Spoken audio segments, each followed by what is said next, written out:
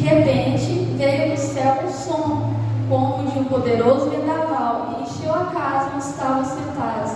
Então surgiu algo semelhante a chamas ou línguas de fogo, que pousaram sobre cada um deles. Todos ficaram cheios do Espírito Santo e começaram a falar em outras línguas, conforme o Espírito os habilitava. Naquela época, os judeus devotos de todas as nações viviam em Jerusalém. Quando ouviram o som das vozes, vieram correndo e ficaram espantados, pois cada um deles ouvia em seu próprio idioma. Muito admirados, exclamaram: como isso é possível? Estes homens são todos galileus. E, no entanto, cada um de nós os ouve falar em nosso próprio idioma.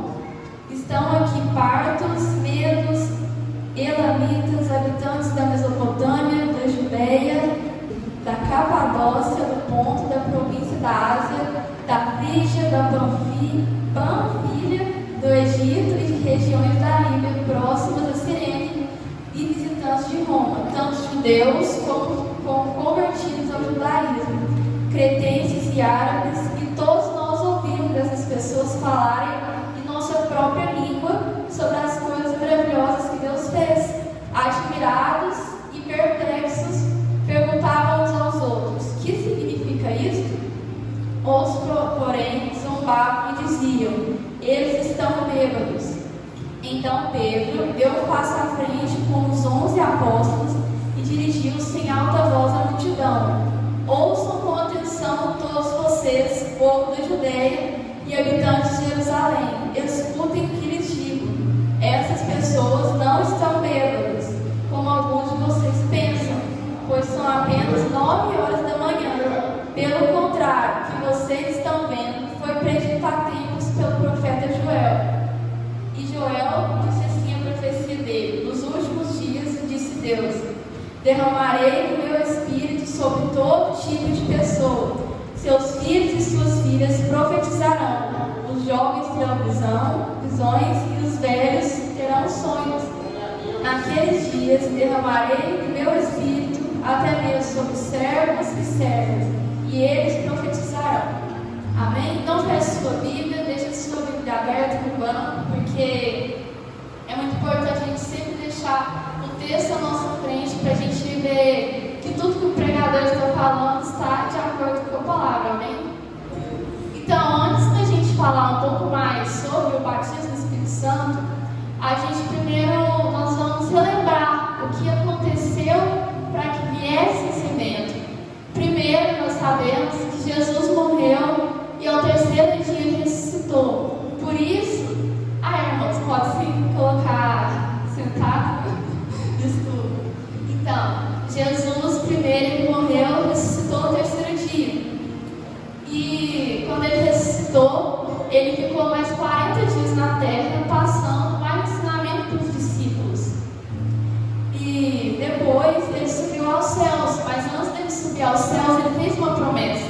Ele disse que enviaria o Espírito Santo. Vamos ver também onde está essa promessa, que é em Atos no capítulo 1, versículo 4 ao 5. Por isso que eu disse para vocês deixarem a Bíblia aberta, porque a gente vai estar analisando alguns versículos. Aqui, Jesus fez a promessa assim. Diz aqui: certa ocasião, enquanto comia com eles, deu-lhes a seguinte ordem: não saiam de Jerusalém até o Pai enviar a promessa. Como eu lhes disse antes, João batizou com água, mas dentro de poucos dias vocês serão batizados com o Espírito Santo. Então, Jesus fez a promessa e assim aconteceu. Ele foi para o céu, passou alguns dias, veio sobre a igreja o Espírito Santo. Ele veio com línguas repartidas como de fogo. E isso é só, um resuminho para a gente entender. E, consequentemente, a gente não leu todo o capítulo, mas por eles terem sido cheios, Pedro ele começou a pregar o Evangelho, porque é isso que acontece quando você é cheio. Você não consegue se conter em guardar a presença de Deus só para você. Você quer compartilhar com outras pessoas também. Então Pedro começou explicando o que estava acontecendo ali, porque algumas pessoas estavam confusas, não estavam entendendo o que estava acontecendo ali. Santo. E nesse sermão de Pedro, depois ele falou um pouco sobre Jesus e depois falou sobre arrependimento de pecados. E então 3.000 almas foram salvas, foram convertidas ao Evangelho. E, porém, antes da gente falar também sobre o batismo do Espírito Santo, a gente tem que falar quem que é o Espírito Santo. A gente tem que conhecer ele primeiro, porque, como eu disse, primeiro a gente explicou o que levou ao batismo, então a gente também tem que conhecer o Espírito Santo. E todos aqui sabem que o Espírito Santo, ele é uma pessoa, e ele é uma pessoa da Trindade, que é Deus Pai, Jesus Filho e o Espírito Santo. Porém, não são 3 pessoas separadas, são 3 pessoas que são uma só. E as pessoas costumam confundir isso e não entender muito bem, né? Como assim 3 pessoas em uma só? Eu me lembro na escola bíblica, quando eu ia menor, a professora explicava que essa era a matemática de Deus. 1 mais 1 mais 1 igual a 1. Mas falando assim, ainda parece confuso. Então, um exemplo que eu posso usar para que a gente venha entender a Trindade de Deus é a água. Porque a água, ela tem o quê? Ela tem 3 estados. A gente vê ela na forma de gelo, a água líquida e a água em vapor. Porém, não deixa de ser água. É apenas um elemento só. Assim também é Deus. Ele tem como se fosse 3 estados, mas é uma pessoa só. Amém? Então, vocês estão comigo? Estão entendendo a mensagem de Deus? Então, o Espírito Santo, ele também é consolador. É ele que nos dá força para prosseguir na caminhada. É por isso que nós precisamos dele para resistir às lutas. Ele também nos encoraja a prosseguir. E ele nos transforma, ele nos convence do pecado. Nós não o vemos, nós não podemos ver o Espírito, mas nós podemos senti-lo assim como o vento. E ele é o Deus que desceu do céu quando Jesus subiu. E ele operou no dia de Pentecostes e ele opera nos dias de hoje. E é nele que nós somos batizados. Porém, o que significa essa palavra batismo? A gente fala muito nas igrejas, mas a gente não para para pensar qual o significado dessa palavra. Essa palavra significa imergir ou mergulhar. Então, quando a gente fala que o batismo no Espírito Santo, é como se a gente dissesse isso, imerso no Espírito Santo, mergulhado no Espírito. E a gente só recebe o batismo pelo fato de Jesus ter morrido na cruz por nós. Porque a palavra de Deus diz que quando ele morreu, o véu foi rasgado.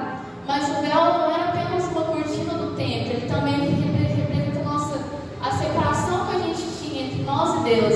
E o sangue de Jesus rasgou esse véu. Por isso, hoje nós temos um livre acesso à presença de Deus e podemos receber o batismo do Espírito Santo. Aleluia! Porém, o que é necessário para a gente receber esse batismo do Espírito Santo, ser imerso no Espírito Santo na presença de Deus?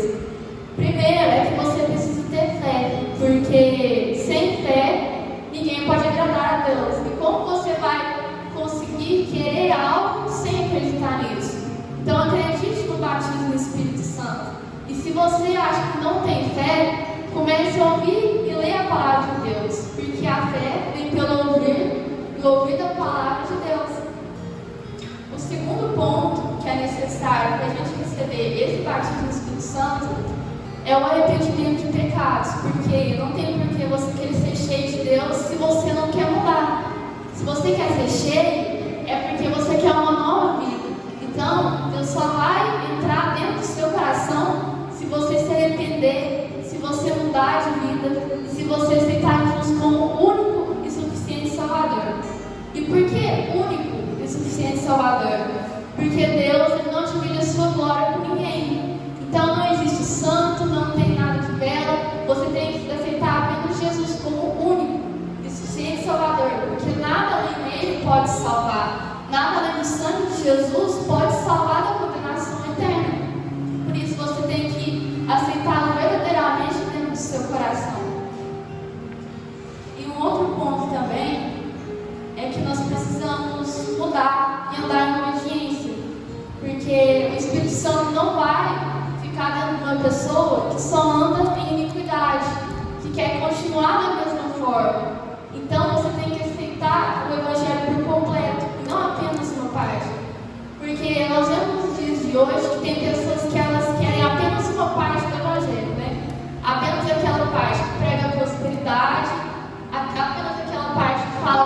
curar, que vai melhorar a sua vida.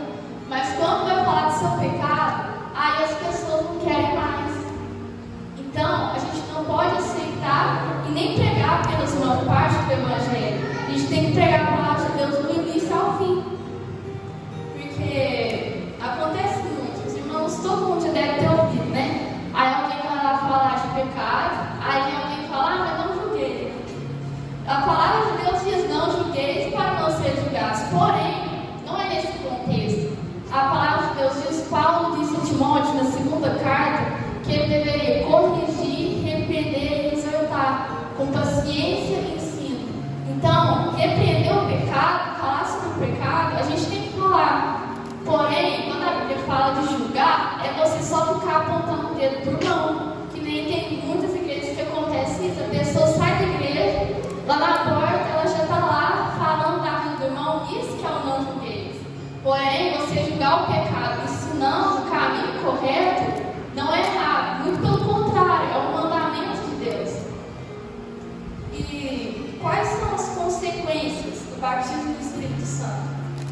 A primeira consequência que eu gostaria de falar aqui é sobre os dons, que é nessa parte que muitas pessoas acabam se confundindo em relação ao que é o Espírito Santo, o batismo do Espírito Santo.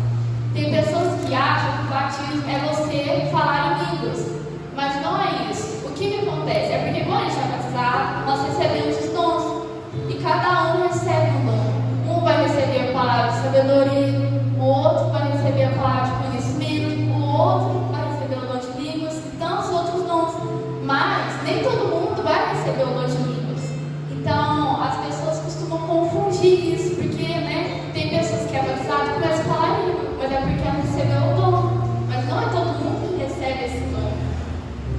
E a terceira consequência que eu gostaria de falar é que o Espírito Santo vai te convencer. Ele vai te convencer do pecado, da justiça e do juízo.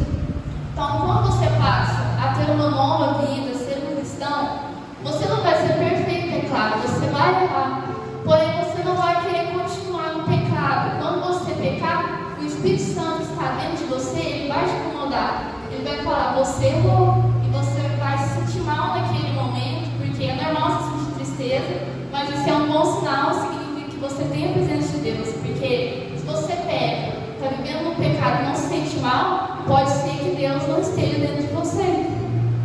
Então, você sentir isso é bom, e é o Espírito Santo te convencendo para que você venha mudar e não cometer esse pecado mais.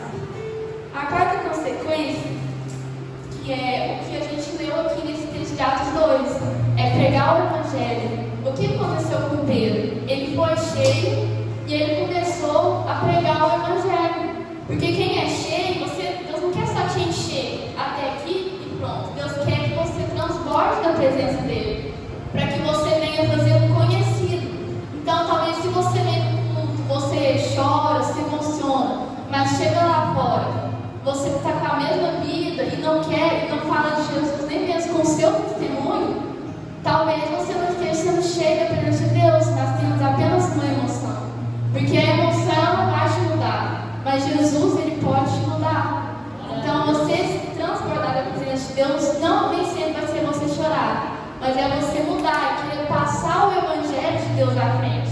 O que a palavra de Deus diz em Marcos 16:15? Ide por todo mundo e pregar o Evangelho a toda criatura. Então, você vai querer pregar o Evangelho, não só aqui no templo, na igreja, mas você vai pregar a toda criatura. Você vai ir pelo mundo, espalhando a palavra de Deus, assim como Pedro fez no texto que a gente leu. 3.000 homens se converteram, porque nenhuma pregação do Evangelho é não. Toda palavra de Deus que é declarada, ela vai ter um efeito na vida de alguém. Mesmo que essa pessoa, se ela não quer se converter, a partir daquele momento, ela vai pecar sabendo o que ela está fazendo. A quinta consequência de receber o batismo do Espírito Santo é que nós recebemos o fruto. Eu gostaria que os irmãos abrem a sua Bíblia na carta aos Gálatas, no capítulo 5, versículo 22. Que lá ele está falando dos frutos.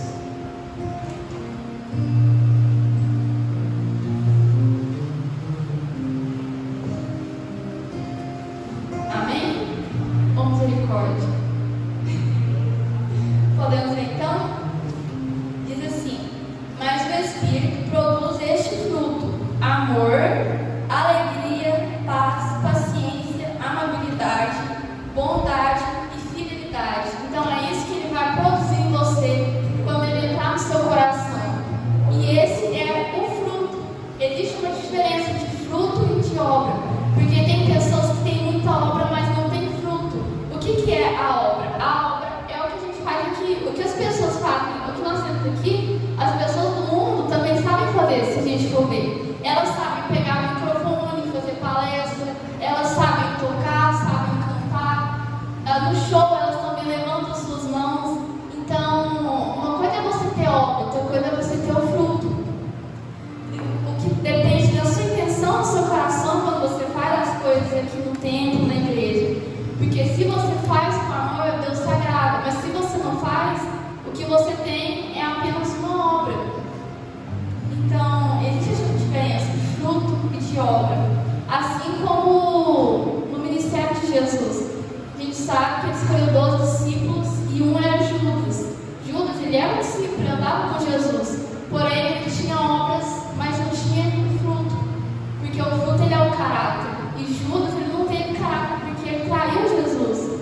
Então, que a gente não vem olhar se a gente está ajudando na igreja. Porque é isso, muitas pessoas passam a se auto-enganar pelos fatos de elas estarem ajudando. Elas acham que o fato de estar aqui, elas estão salvas, mas isso não define salvação.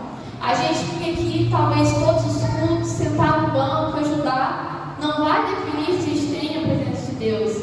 O que define a nossa salvação é o nosso fruto. É o fruto, como nós vemos aqui, gerado pelo Espírito Santo de Deus, que é o caráter de Jesus. A sexta característica é que nós somos selados para o dia da redenção, o dia da salvação, quando a gente for arrebatado. Vamos ler também Efésios capítulo 4, versículo 30. Diz assim: e não entristeçais o Espírito Santo de Deus, no qual está selados para o dia da redenção. Então, quando nós somos batizados, imersos nele, porque nós também podemos falar assim, nós somos selados. Ele é a garantia de que nós somos salvos. O fato de ele estar em nós é o que nós podemos confiar, de que nós vamos subir quando Jesus voltar. Então, que você venha pedir, se você não sabe, né, se o Espírito Santo está dentro de você, que você venha buscar isso, para que ele te transporte da presença dele, porque ele também é a garantia da sua salvação. Amém? Não se esqueça que para ser imerso, batizado no Espírito Santo, você precisa se arrepender dos seus pecados e estar disposto a seguir a Cristo, estar disposto a